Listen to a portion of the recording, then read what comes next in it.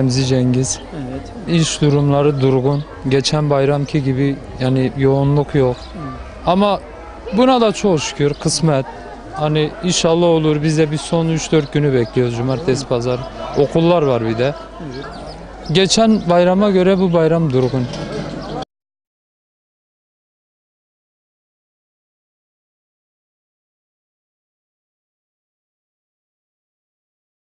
Adım Mehmet'tir. Burada esnafım. Şimdi eski bayram kalmadı. Bu bayram mesela eskide 5-6 gün kala taş atayla düşmez, yere toprak atayla düşmez ama şimdi kimse yoktur. Yine şükür Allah'a ama hiçbir şey gözükmüyor. Bir ton esnaf arkadaş vardır. Bunlar mesela ödemeleri için inan et hepsi çok iyi iflasın başındadır. Anlıyorlar. Yine şükür Allah'a. Bu büyük marketler açıldığından dolayı çok iyi oraya yönlendiler. Mesela kredi kartı yakıyor adamın evini. Adam zannediyor 12 ay 20 ay vadeyle çekiyor bedavadır. Yarın gün bombası çıkıyor ortaya. Yani o, kimse demesin kredi kartı bedavadır. Kimse demesin kredi kartı ucuzdur.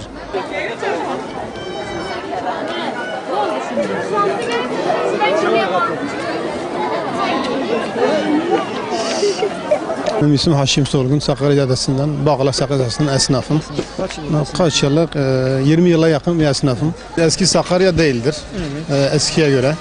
Eski bayramlar yok. Şu an diyoruz kiramız, yani ödememiz, çeklerimiz geri gitmesin. Şu an onun telaşındayız. Yani diyoruz onları çıkaralım.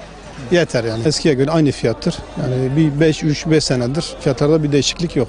Olaylardan dolayı biraz Bağlar Sakarya Caddesi'nden bir eksikliği olmuş. Bu memurlar, bizim şeyler gelip cumartesi pazar kredi kartıyla bir şey yapıyorduk. Şu an onlarda hiçbir tanesi gelmiyor. O olaylardan, eylemlerden bir sıkıntı olmuş yani. Bayağı etkisi vardır. Yani halk Evet, halk çekiniyor. Korkuyor. Çoluğuyla çocukla buraya geliyor.